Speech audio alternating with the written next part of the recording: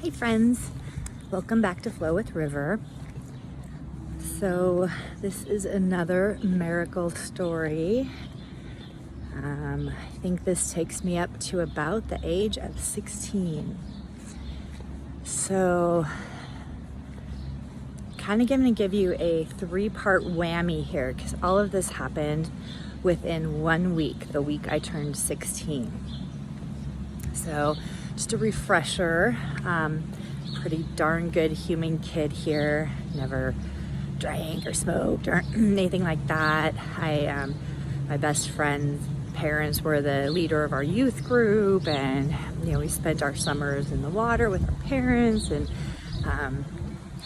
my best friend's property was about a quick little bike ride away, and so to preempt this little piece of knowledge will come a little bit later. So my best friend growing up, we shared the same birth name, which was kind of fun. But her mom and her mom's sister married her dad and her dad's brother. So sisters marrying brothers. It was really groovy. And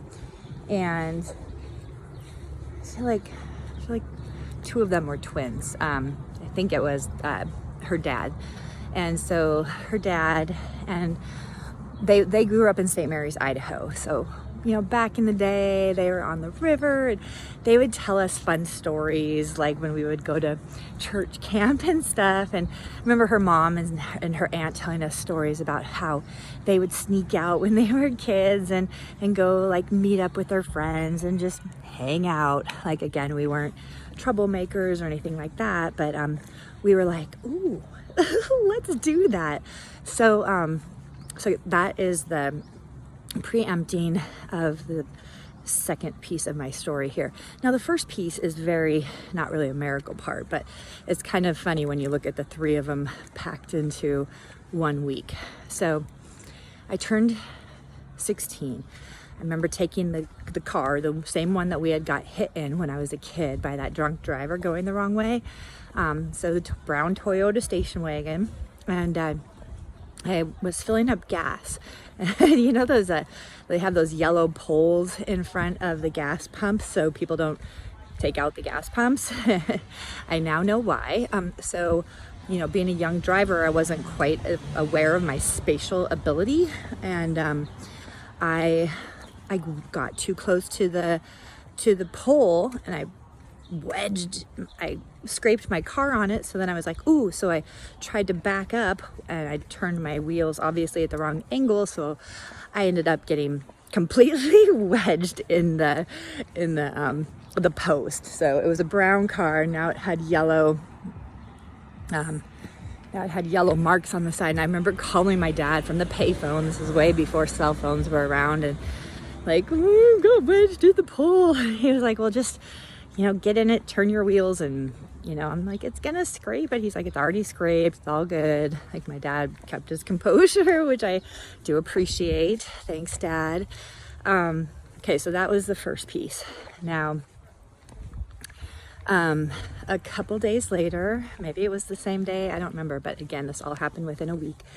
My friends and I, so we lived in the middle of the country. This was back in the 80s, and none of us had cars, but we all had bikes, and we all lived within, I don't know, I'd say maybe I was 5 miles from my best friend, and then our other friends lived maybe 10 miles from her. So our plan was that we would all meet up. We would just get on our bikes and start biking towards each other on these country roads. This was my birthday's in July, late July, so it was summertime, and so that was the plan. So the house that I live in, my bedroom is right next to my parents and my brother's bedroom as well, but my window shares the same wall as my parents, and still does. They're still in the house that we built when I was 5. But we're on the 2nd floor. So, and we had those windows back in the day that have that you like roll the and the window goes out like this, and there's no way to shut it from the outside. So what I did was I put things in my bed like you're supposed to do to make it look like you're sleeping in there. And I got out the window and I jumped down, not thinking at all about how I would get back, the mind of the youth. And so I jumped down, I got my bike, I rode out, I met Lori. We rode until we met up with our other friends, and we found an empty field, like, probably 30 acres of nothing. And we just hung out. I remember having foot races, and we were so innocent back then, and such good kids, except for the sneaking out part. But so all of a sudden it kind of started to look like a storm was coming in. So we were like, oh, we should probably go. So we each biked home our own respective directions. And when I got home, the storm was coming in, and I remember standing outside of my bedroom window and looking up and being like, how the heck am I going to get back in there? And right at that moment, my window closed. And I was like, oh, they know I'm here.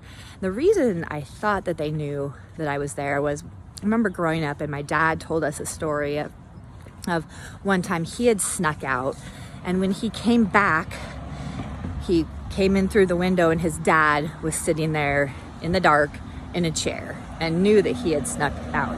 And I thought for sure that they were teaching me the same lesson. But what had actually happened was that my mom had sensed that the storm was coming in and my window was open. So the wind was whipping up. So she thought I was in bed still, and she closed the window just because it was turning stormy. So back to me being outside. I remember being like, oh, what do I do? What do I do? I could wait till dad leaves to go golfing at 5 a.m. I could just hang out here. And then, so we had one of those garage doors that you put in the code, and the garage door goes up, you go into the garage, and then there's a door that goes into the house, and that door was always unlocked. We didn't have keys to get in through like the front or back door. So I remember thinking, but then I'm like, well, they know I'm here. I'm already in trouble. So I did try the front door handle, like I wiggled it. So now going back to their mind, they think I'm in bed. My mom was just up, so she's awake, and she hears somebody wiggling the front door. And then I'm like, well, screw it. I'm just gonna go in through the garage door and suffer the consequences, like for sure knowing that they knew I was there. So I do the garage door code, it goes up, I open the garage door, and for some reason my uncle, my dad's brother, was staying with us that night, and I open the front door, and there is my dad with my mom, my brother, and my uncle behind him. My dad had his .357 Magnum pointed at me, and I opened the door, it dropped to the ground. My dad was like, holy crap, like, he almost shot me because they thought I was a burglar. And so thank you, angels and dad, for not shooting me. And they didn't believe that we were just doing a fun, chill thing. So we had to get in the car at like 4 a.m. and go drive around to friends, and everybody got in trouble. So that was that part. So a day or two later, I picked up my girlfriend. So this is the same couple of friends that lived a little further away from us, and they lived we were on kind of paved country roads, but they were on not paved. I'm gonna go this way, it's really busy. So they were on like gravel country roads. And so I picked up my good friend Susie. She was also in our youth group, but she had moved away, or I think she had moved away. And so I picked her up, and we drove out to our friend's house, and we were all like, woohoo, we're gonna go. I don't remember where we were gonna go. I think we were gonna go to the lake or maybe to my parents' house. I don't remember where. But so me and Susie were in the station wagon, again, that Toyota Corolla. And our friends were in the car behind us. And, I had driven these country roads a long hot minute, well, they're not really, because I had just turned 16, but, when you're a kid, you think you got it down. And so we're going. All of a sudden I stop and I'm like, dude, we got to put our seatbelts on. For some reason we were all in a hurry. Maybe we were trying to catch a movie. I don't know. But I was like, we got to put our seatbelts on. So I stopped. Susie and I put our seatbelts on and we kept going, gave those guys enough time to catch up to us. So they're right behind us. So we come around this corner. So it's 45-mile-an-hour roads.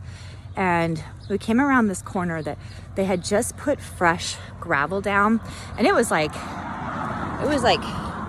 thick, like, I don't know, maybe 6 inches thick. So when I hit that corner that curves to the left, I caught the gravel and I swerved, and then I overcorrected, and then the next thing I know, my car is upside down in this guy's field. I went through the fence. Hi there. Hello, pretty dog. So we rolled. We didn't roll more than once. We just landed on our heads through this guy's fence, this farmer's fence. And we both were like, holy crap, we were completely fine. We dropped our seatbelts, fell on our head, crawled out the window. Our friends that were behind us helped us flip the car over. Oh, the guy whose fence we rolled through, the first thing he does is he comes running out of his house and he's like, oh my God, you hurt my fence. Like, he didn't ask if we were okay or anything, which I still think is hilarious. But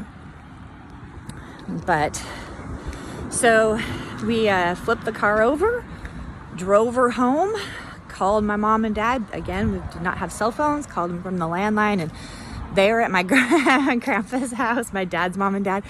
And I just remember my dad being like, what? And in the background, he like told them what was going on. And I could hear my grandma. She was the funniest lady. She just started laughing and laughing, like cracking up. Because I don't know, she had to deal with 3 terror boys growing up that were like, you know, always doing crazy things. And here I am, this, you know, kind of a perfect kid who now wedged myself into a pole, almost got shot, and I just rolled the car. So, and unfortunately, the poor sweet little car ended up getting totaled, even though it was still drivable. And went to the car cemetery, and then I find out that my mom and dad were actually going to let me have that car for the rest of my high school career. So all through high school I had to ride the bus, and that sucked, and it was an hour each way, and I was the first one to be picked up in the morning and the last one to be dropped off at night, and bleh. So but we were fine, thank goodness. We put our seatbelt on. So the seatbelts have saved my life many times. So please wear your seatbelt. You never know. There is that one rare experience where people are like, oh, I lived because I didn't have my seatbelt on. Well, trust me, that is way less common of a fact than people actually dying because they don't have their seatbelts on. So, all right, thanks for journeying with me. I'll talk to you next time. Bye.